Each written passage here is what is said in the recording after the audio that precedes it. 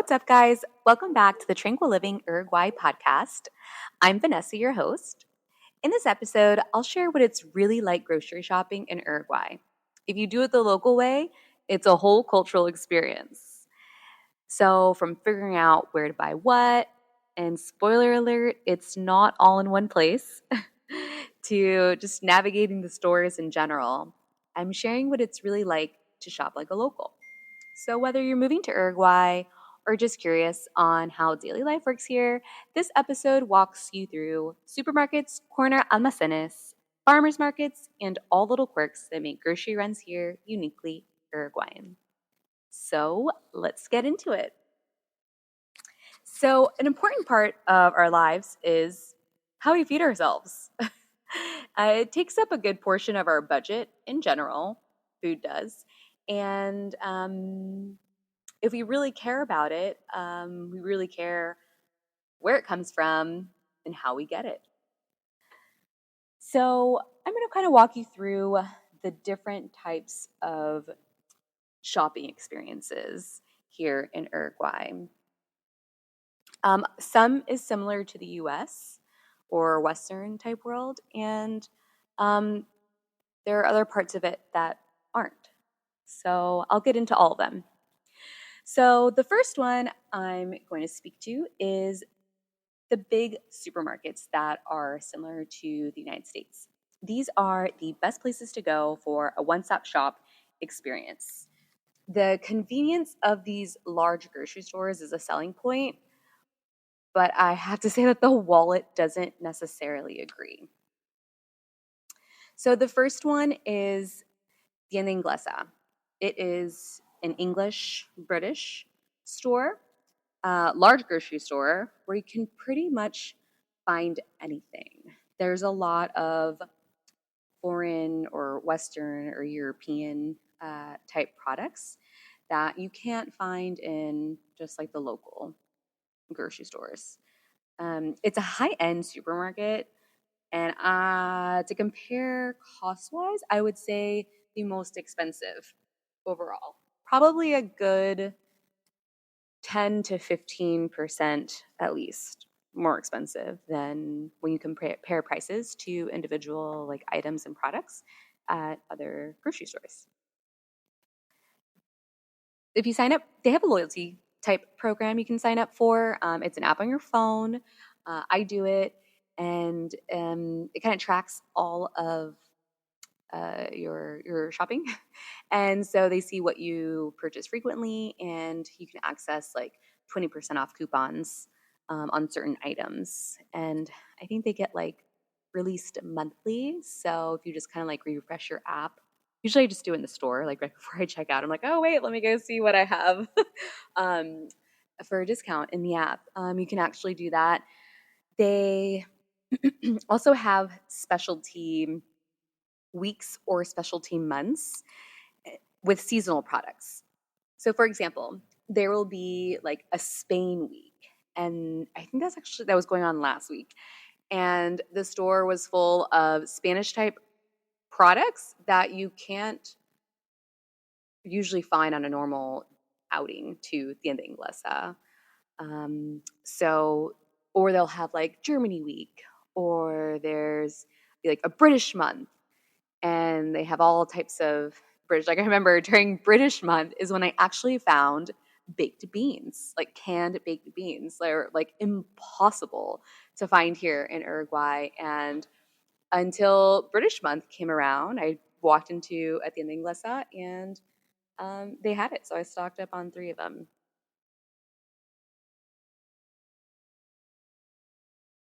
Overall, I'll rate Tienda Inglesa a 10 in comfortability. I'm going to be rating these in comfortabilities because I know it's just grocery shopping, but there's a lot of things that go into it from a comfortability status. So, like I said, this is a big, large supermarket, one-stop shop experience where you can get everything. I mean, from the one-stop shop experience to the parking, the ease of getting in and out, the nice carts. um, as you can see, I've really analyzed all of this since being here. I would, yeah, definitely rate it a 10 in comfortability. So I would say like Tienda Inglés is like your top tier. And as well, top tier would be the fresh markets. And this is kind of like a Whole Foods, like higher end, very nice grocery store inside. Like another where you can pretty much find everything. Lots of foreign, Western, European type products. Um, but kind of same thing. Like some things are seasonal. You'll see them in the store one day and not the next. Like frozen waffles. I remember I went into a fresh market. I was so excited, and that I found frozen waffles because that just does not exist here. And the next couple times I went, they were gone. So luckily, I had stocked up on 2 packs of it. So that kind of happens here. Like I kind of have like this like scarcity mindset when I go out, that when I see something that is not like a common product, or it's, something that's not common among the Uruguayans, maybe for, for foreigners, I go ahead and grab at least 2, maybe 3 units of that item, because you just never know when you're going to find it again. And like I said, this is, I would say, one of the top tiers because the layout is beautiful. The produce section, it's so clean, pristine. I could also compare it. Okay, so if you're from Texas, I would say this would be like the Central Market of Texas, or say like a Publix in Georgia, Florida. And so so it's like this tier of, like, they call them the fresh markets, like I said. And but there's also different types of other larger grocery stores aside from Tienda Inglesa. And these are called, they're kind of under the same umbrella. The fresh markets fall under the same umbrella. Would it be Agence, Devoto, and Disco? So those are the 3 supermarkets that will also be fresh market. Like, say, let's just call it like the Whole Foods of these like nicer, larger supermarkets. The other good thing about these is that a lot of them are attached to shopping malls, which give it an added convenience.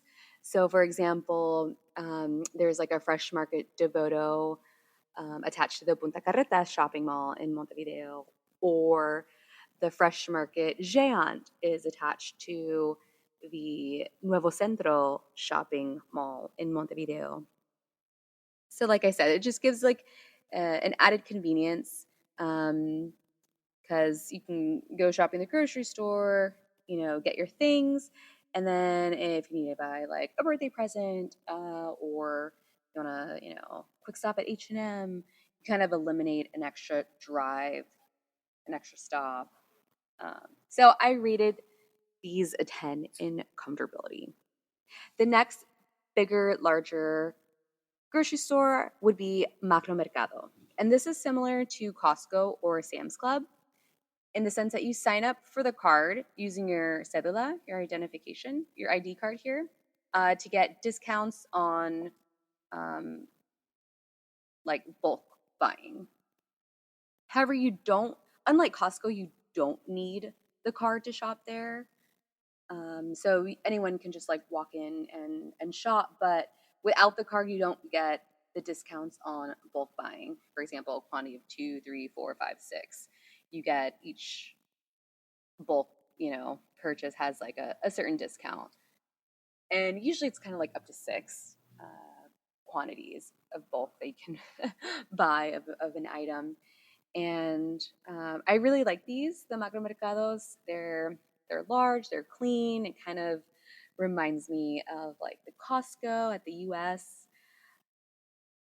Getting the card was super easy. Like I said, I just had to show my cédula, and there's no membership fee. So you don't have to pay a membership fee or anything. You just have a card, and when you're ready to go check out, you show it to them, they scan it, and you get your discount. The other thing how it's not like Costco is that not everything is in bulk or wholesale sizes like it would be. So some things are, for example, like you could probably find like a 2 kilo bag of rice instead of just a 1 kilo, a 2 kilo bag of sugar instead of a 1 kilo. So there are just like certain items that you can find in like the larger portion size. But not everything is, you will walk around and I mean, the sizes of the actual items are the same size as you would find in a normal grocery store. So, but like I said, if you need to do a bulk, a bulk buy of, drinks, water bottles, I don't know, that's a really good place to go. So that is pretty much it for the big supermarket tier, the ones that are most similar and familiar to what you would find in the US. So there's three. So tienda inglesas, the fresh markets, and the macromercados. The second tier are the local medium to small size supermarkets. Some are also called almacenes. So these are smaller local stores with like local everyday Uruguayan products and brands, and they're usually cheaper than the larger stores that I previously mentioned. They're more crowded in general. Aisles are smaller and narrower, so you may be bumping into some people as you're walking through. They're not really made for filling up a large cart and to do like a large grocery haul. Uruguayans tend to buy just what they need for the next couple of days. So um, they usually just kind of like grab a basket and go. The carts are smaller. And then some don't even have carts. Some just have like the baskets that you push. There's like a long handle, and then the basket at the bottom you can pull, push, drag it around the store as you wish. But the one thing was that it's hard to do like a large like shopping grocery haul with that because of the spacing in the basket. And then the other thing is that you usually have to leave the basket at the door before even walking out. So after you pay, you have to grab your bags, throw them on your shoulders, and leave them there at the entrance because you can't take them into your car. Parking may just be street parking, or they may have a lot across the street. So not necessarily easy with pushing a cart like out of the store um, down like a cracked sidewalk to the street parking, your car that's parked in the street, or kind of like crossing all the way across the street if they do have carts. So because of that, I mean, the prices are great. There's just not like a large variety if I want like an American type item. But if I'm gonna be like fully Uruguayan, I mean they're great. So overall, I rate it like a 6, 7 in. I'll rate it a 7 in comfortability and ease. Okay, so the next tier I would say are the local fruit and vegetable stands. So these are either a store, a proper store location, uh, small usually, or it's kind of like a stand set up on the side of the road. So most are cash only. Some take, solo debito, which is like debit only, not credit. Some take cash, debit, and credit card. Some take it all. Um, so just a good like train of thought. It's always good to have enough cash on you just in case. But once you have your produce stand that you frequent, you already know. You kind of get into the swing of things.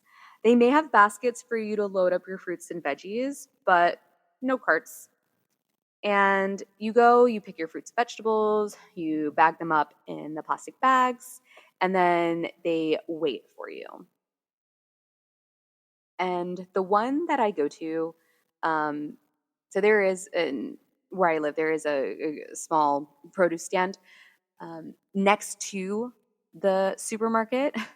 So I have to make an extra stop to this produce stand because that grocery store next to it doesn't have a fruit and vegetable section. So it kind of feels like an added chore, but um, I mean, in the end, if I happen to be out and about and like need something, real quick, I just like, you know, drive, park right up to it, or just stop on a random one when I'm out and about. Usually these produce stands, their fruits and vegetables, they are great. They're local, the majority of them, and direct from producers here in Uruguay. So that's always really great, having tasty and fresh fruits and vegetables. Overall, rated a 7 in comfortability, just because of having to make like an extra stop just to get a good amount of produce. um, Also, if it's busy, you sometimes have to wait in line for a while just to check out. And like I said, there's usually like no carts. So you're just kind of like holding everything as you're waiting there. Um, so, so yeah. So those are the just kind of regular produce stands. Next are like single store carnicerias, which are butcher shops. And um, an almacén won't necessarily have a carniceria. So in that case, if you want to go to like a grocery store, it's called an almacén. If you want meat, then you're gonna have to make a second stop at the butcher, the carniceria. But I think for a general train of thought, a supermarket, like something that's considered like supermarket, will have a carniceria, so you don't have to make an extra stop just to get your meat. So here at the carnicerias, you get fresh cut meat. If it's a busy carniceria, like very popular one, because the Uruguayans, they love their meats, especially on a Sunday. If you walk into a carniceria on a Sunday morning, it is hectic. So you usually have to take a number and wait for them to attend to you. And then when you're just ready to order your cut of meats, you kind of pick out which piece of meat you want and tell the guy, the butcher, how much of it that you want, and it's usually in kilos, because remember, they are all on the metric system here. So if you are ordering um, anything, it'll be by grams or kilos. Same goes with the deli, where you buy cold cuts and cheeses and that sort of thing. All right, so the next tier after quesadillas are the ferias. These are outdoor street fairs or farmers markets, and the streets are usually blocked off from cars for at least 2 blocks. Like usually two, smaller ones usually 2 blocks, 1 to 2 blocks, and there could be larger ones up to like 4 or 5 blocks. And this is where vendors throw up their tents to sell their products. The one thing about this is that since it's outdoors, if it rains that day, they sometimes get canceled. So that's kind of like unfortunate if you're just kind of waiting all week until the feria that happens. Um, so it's always just good to be mindful of weather conditions. So in general, these ferias are spread out. Okay, I'll speak from a Montevideo perspective. Are usually spread out around Montevideo in different neighborhoods throughout different days of the week. So like each neighborhood will have a designated feria day throughout the week. And usually goes from 9 in the morning to 2 in the afternoon. So if you have a job and work full time, it's not convenient timing to actually go. So a lot of people will go to a feria on like a Saturday or a Sunday. In rural areas, they're usually on Sundays. So that's always a good thing to keep in mind if you're traveling in the interior of the country. But at the ferias, this is the place where you can find the cheapest produce.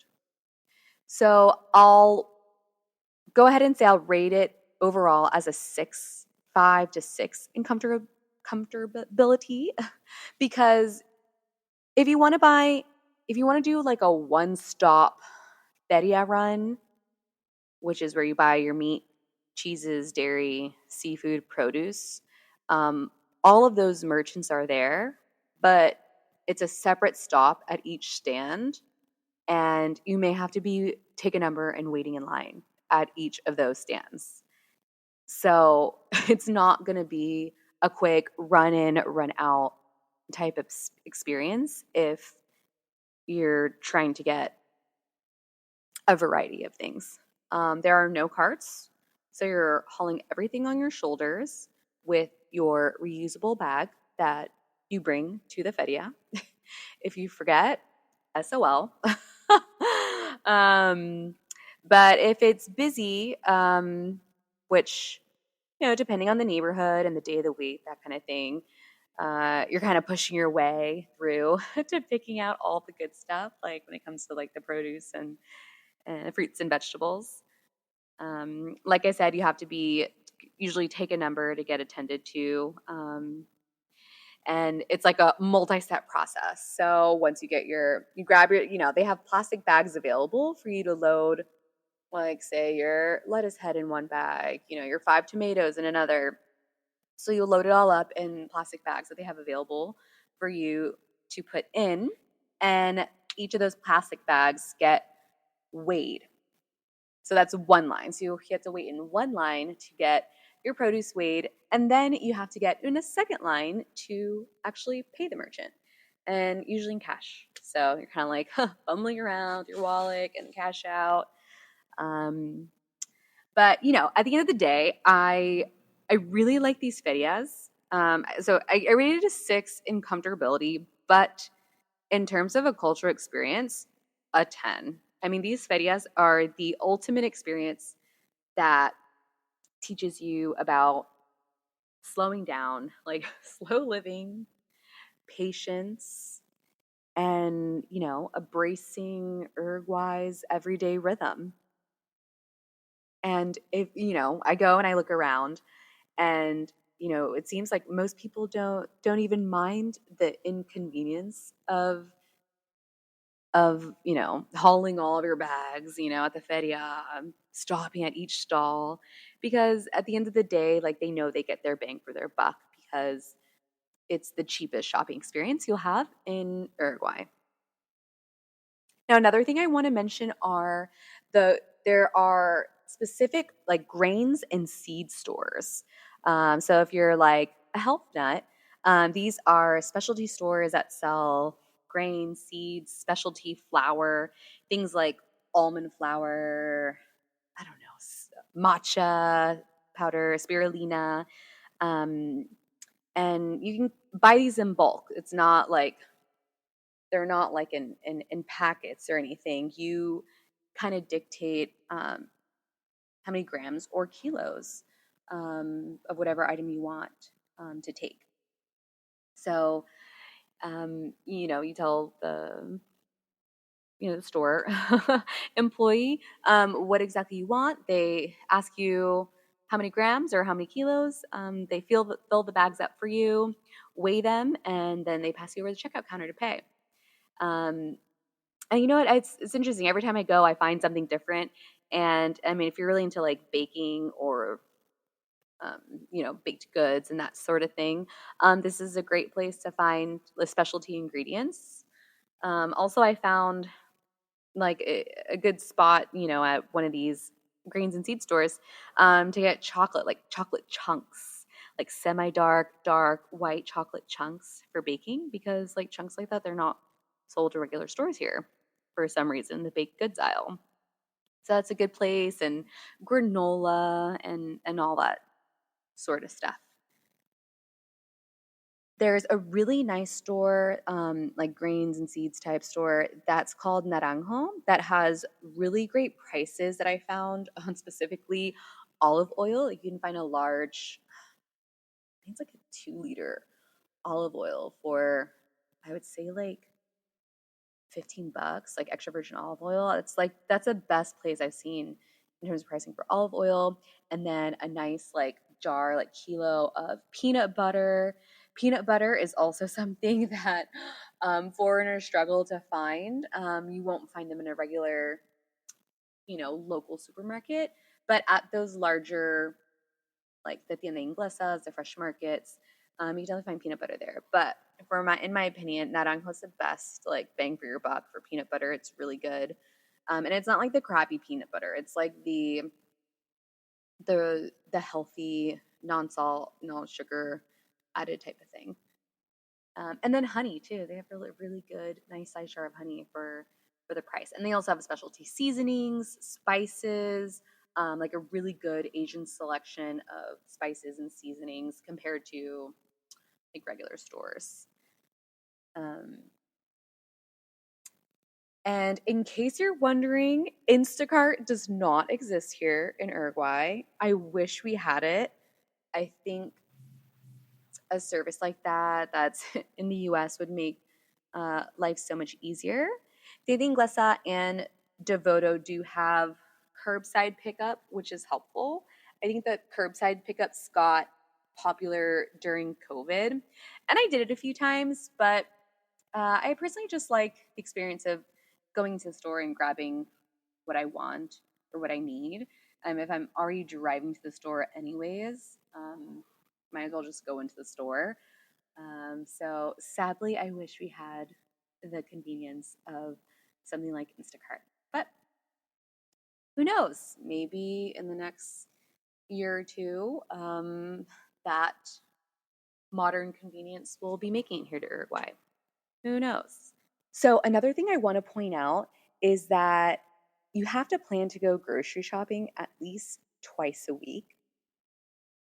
Back in the US, I probably went grocery shopping like once a week, once every like 10 days. But you can't do that here because, for example, like, we eat meat. The meat here will, like, after like 3 days, definitely you don't want to wait 4 days to cook the meat that you purchase because it'll spoil or the produce doesn't last past, you know, for example, a head of lettuce will not last 2 weeks.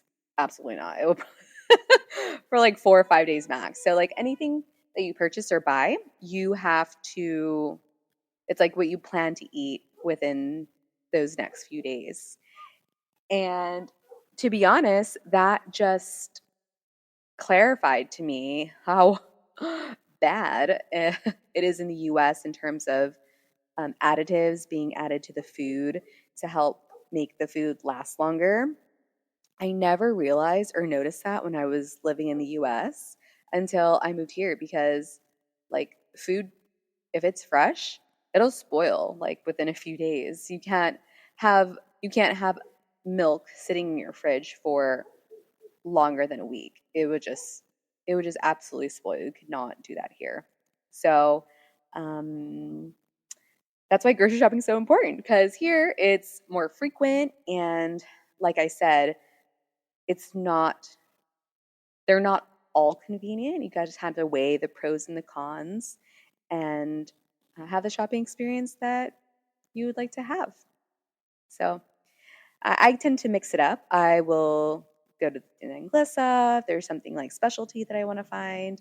I'll check out the ferias because sometimes I just like to take my time and like walk around and kind of have more of like a cultural experience. Or if I'm trying to save money, that too. So it's all up to you and your lifestyle and how comfortable you are and how convenient it is in terms of parking. Parking is also a big thing, like I said. Is there a garage? Is there a parking lot? Is it street parking? Is it across the street? I mean, just little factors that just make a big difference. So, anyways, well, I hope that gave you some good insight into living abroad, and life here in Uruguay. Thank you so much for listening today. I hope you enjoyed it. And again, if you want more of this content, please like, subscribe, send in your comments and questions about Uruguay because I read them all. Thanks. Cheers.